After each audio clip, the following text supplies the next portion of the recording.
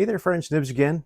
Out here in the garage tonight, doing a little bit of goofing around, and I have, let's see, I actually only have one. Well, I have two mail call things. One I already opened up, but I have some local treasures and mail call stuff to talk to you guys about. Quite a few things. So if you guys watch the channel at all, you've seen me talk about this new this is a Crosman M1. This is the wood version, and it was missing the magazine.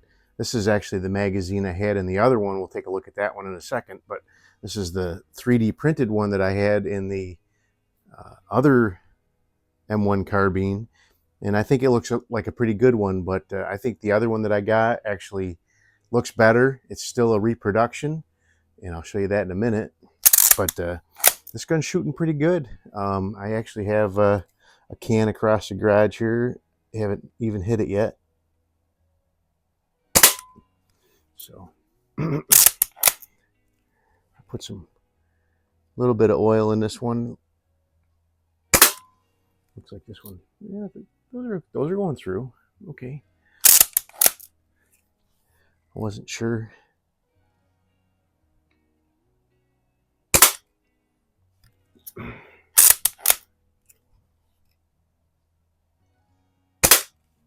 But that's the new one. I do need to still clean up this barrel. I'm not sure. I haven't even tried anything with it yet, but a lot of times just some oil and some brass wool, and you'll be surprised how that turns out. So now the new piece that I just got, that is on this other one that I've had for a while now. It looks like the person actually molded an original and then cast it out of some sort of resin or whatever. So the original would, you'd be able to slide the cover off and store BBs in there. But I think, both of mine are just shooter grade, I guess you could say. They're not show quality at all, but they're really nice guns. They both shoot good. But I think that one actually looks the part a little bit better than the 3D printed one. I'm not throwing any stones at the 3D printed one. But it's funny, these things don't sound like they're doing anything. And this one I actually chronographed, and it was doing like 358, which these are rated for 350.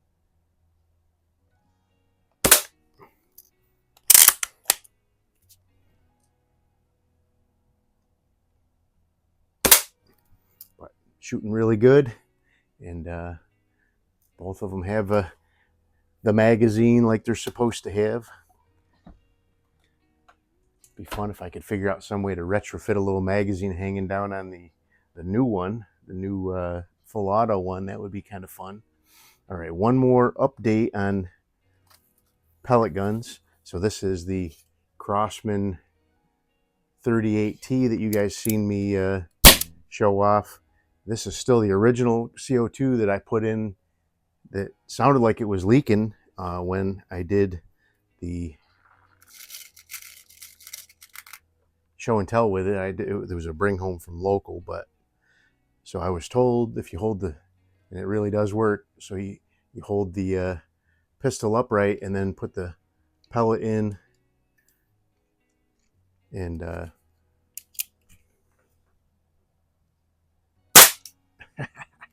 but shooting really good, and I'll shoot it out and get the CO2 out of it probably tonight, but I wanted to let it sit. So it's been sitting for at least a week now. I can't remember exactly what day I brought it home last week, but so two knives that I showed you guys in an unboxing the other day. I wanted to show you. I did a video on a couple of the other ones that I cleaned up, but these ones I didn't do a video on, but I just want to kind of show you guys. So this one is a Imperial with the USA underneath the Imperial instead of off to the side. So that means it was made between 46 and 56. here's a picture of what it looked like before. And here's what it looks like now. You can see that blade was the one that was open in that picture, and it is absolutely just night and day difference. So this one and the other one I'm going to show you, I actually soaked both of these knives overnight in vinegar, apple cider vinegar. And when I took them out, all I had to do was wipe it off, and there was no rust left on either one of these. And just a little bit of TLC with some flits and some Never Dull, and that's the results. This thing was just absolutely atrocious. So, and I'm saying all that because I'm going to show you some more that I bought that are really fixer-uppers. Now this one's pretty cool, this one, and here's a picture of what it looked like before. This one was rusted so bad that couldn't get the main blade open. The only blade I could get open right off the bat was this little tiny pen blade. But this this knife is an F.A. Koch and Company out of Germany. And the information that I found about this company was they were in business from 1880 up until 1930 or so, 1933 maybe. And but this one actually looks like an older pattern. I wasn't able to find a ton about this company, but this one looks like an older pattern of Koch knife. So probably late 1800s is when this knife was made. It's a very crude pattern. So the bottom was just completely just all bubbled up with rust. Still has some pitting in the springs, but it cleaned up really, really nice. So I said all that to show you these. So I stopped into a local store and with picks and shovels. Let's see, no particular order. So this one, I'll take these. So I actually did pay. This one was $5, but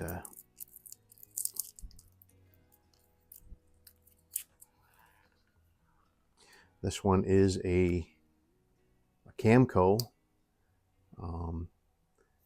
The blade's been ground on pretty badly, but I think I can smooth that out pretty good. It's not all chewed down though. So the bad part with this one is the scales are all warped and look like they got heated or something. But the actual blade portion of them are not too bad. So I think this may be one that I might use to practice doing scales on a knife. I have never done scales on a knife. Maybe I'll find some bone and see if I can do some bone scales with it. I think that would clean up. If nothing else, it can be a parts knife. If I find another decent Camco that has broken springs or something. But for $5, I couldn't pass that up. Here's another one that was $5. This one's actually pretty nice.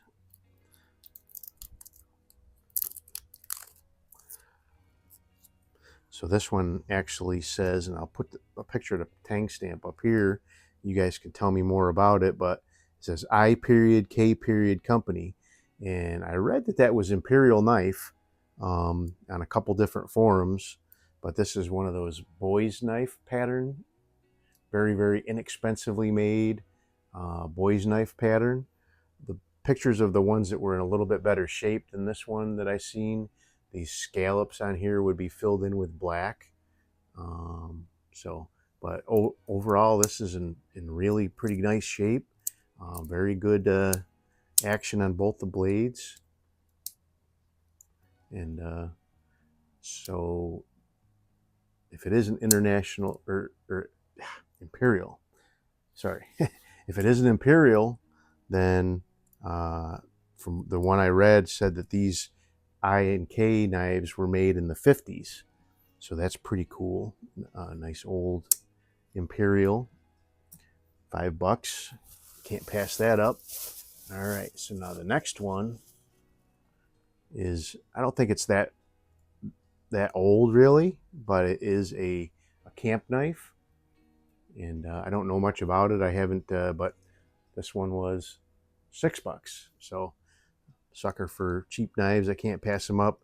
The springs are a little bit crusty, but overall it's really pretty clean. But this one is a Colonial. Here's the tang stamp for this one. And this one was made in Providence, Rhode Island, USA as well. So that one has a nice blade. Doesn't look like it's ever been, it doesn't even feel like it's ever been sharpened. But like I said, the pivot points are really crusty. I probably shouldn't even be trying to open it right now, but it has that. It has this one. It looks like it's trying to be a blade, or maybe it's just a punch. I'm not sure. And then cap lifter and screwdriver, and then finally another little screwdriver with a can opener. So it has a Mercedes-Benz emblem on the scale there. There you go. There's more. Wait, there's more. So now this next knife was in one of the booths, and they had $35 on it, and I picked it up and put it back down. And the girl that actually owned that booth said, "Oh, we can work on that." So I said, "Okay, well, I'll think about it." I went around, and then I went around and found all those other ones. And when I went up to the cash register, I said, "You see how much those knives cost? That's how much this one should cost." This one's actually in worse shape than any one of those other ones. I did end up paying $10 for it, but this one does not have a maker's. I can't get the, well, let me see if I can get a screwdriver in that nail nick there. I could not get the, nah, it's going to need to be soaked in some oil. I can't get the screwdriver blade open, but the main blade just says made in Germany. This is just says camp knife on here. So I paid $10 for it. Probably shouldn't have got it. It's missing, that cover's about ready to fall off, but it's missing the bail, so I'll have to make a little bail for it. That'll actually hold the cover on. It does have the the older style can opener, so it's pretty old knife, I would say, but it's more fixer-uppers, I guess I could say. I have one more that I picked up from that local store, and this one's actually not for me. I've been watching a new, well, not his channel's not new, but it's new to me. I've been watching a knife channel called the Knife Doctor, and he collects case knives. He's got the most beautiful case knife collection, but another thing that he collects is these old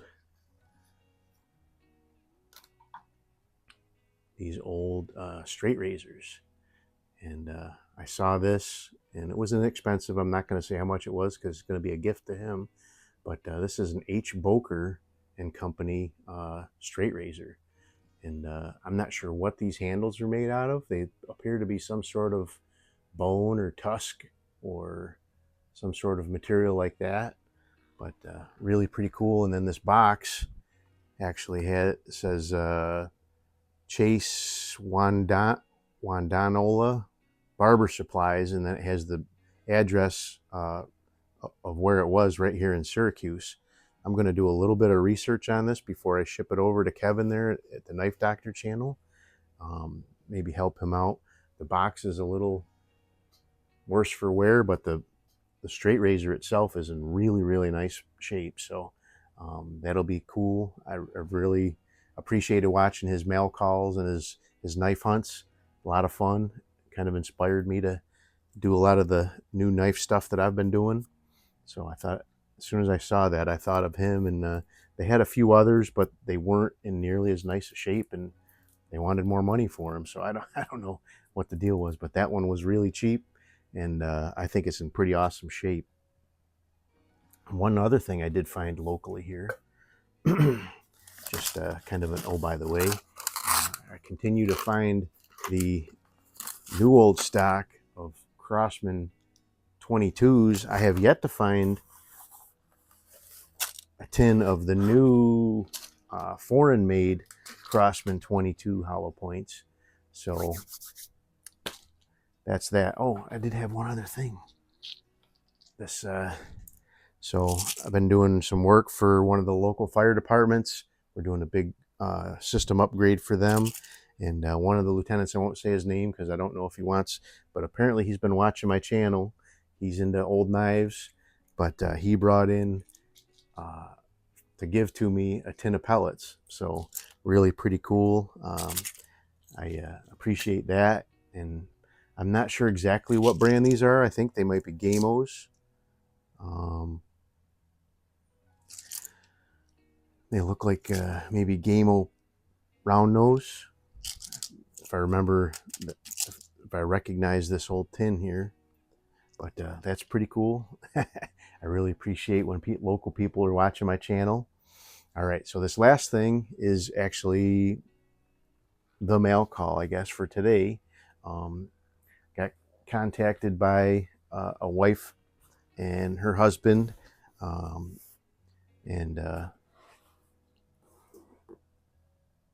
Diane and Glenn. We'll keep it at Diane and Glenn. I don't like using people's last name on the channel because some people want to stay a little bit more incognito. But he said he had these two old air guns and he wanted to donate them to the channel. And I said, sure. I don't know how long it might take me to get them, you know, serviced or do whatever I'm going to do with them, but I'll probably fix them up and you know, use them as giveaway prizes. Maybe do a video or two with them, but then use them as giveaway prizes. But here's a note here. Let's see.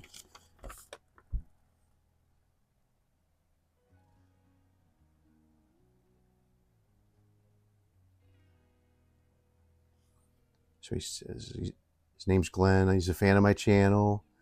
Particularly like when you do in the garage.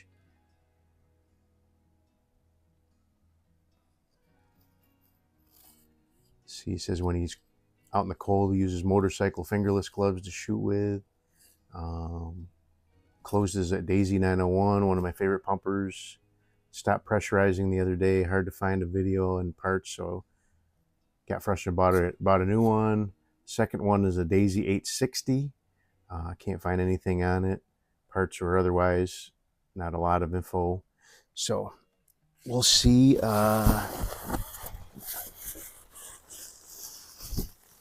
I don't think I have a Daisy 860 yet. So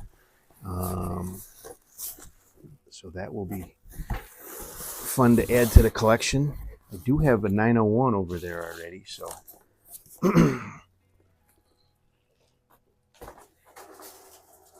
let's get this guy opened up and take a look at this one first.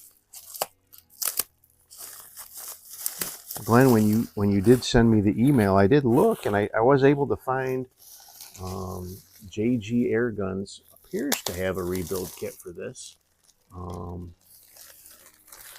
I'll have to do a little more research on it because I think this uses the same rebuild kit. If what JG's is saying, it uses the same rebuild kit as a Daisy 856, which I have an 856 over here that also needs a rebuild kit. So I'll probably be buying two of them when I do get around to taking care of these. But that's okay. Hold on, let me set the gun down here. There's some more stuff inside the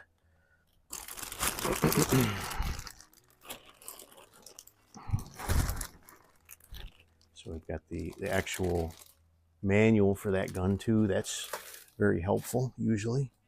All right, so what do we got here? So Glenn sent a little American flag. He says it would look good upper right corner of your window. So I'll put it probably right up there. Let's see here. Yeah, I'll put it up there so it'll be a normal view of my garage videos. Or maybe up there. I've been looking for more stuff to put up there above the gun rack up there too. So we'll see. But let's see what we got going on with this 860. So it definitely looks like an 880 action back here. And then, so it feels like it's pumping. But it won't fire. Okay. I think I've worked on a couple that were like that before. I think it's just not cocking the so there this bolt piece might be broken. It feels like there's pressure building in there. So, and the more and more you do it, the worse it's going to get. So, but I think that's one we can get up and working.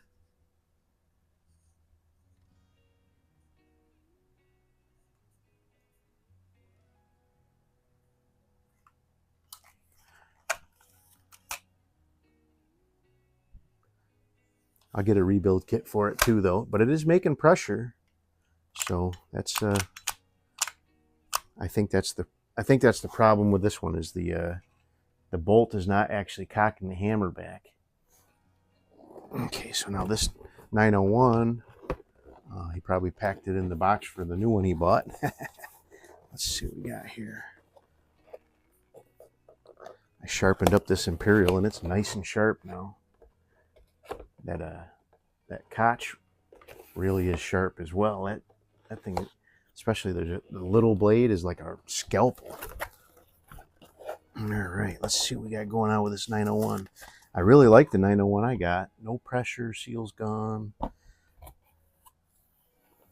I haven't researched to see if there's a kit available for this, but so I can hear the. So the exhaust valve is gone in this one. So when you cock it back, you should be able to pressure, but you've got air leaking out of the chamber up through the barrel. So that's what's going on with this guy. So it may be just a little speck of dust got down through there and is holding that exhaust valve open too. So I'll pull this thing apart and see if we can. So there is one trick I saw where you flush it out with some like alcohol or whatever, and that maybe can work the specks of dust out of the action. So I might try that first. I haven't really tried that with any guns yet, but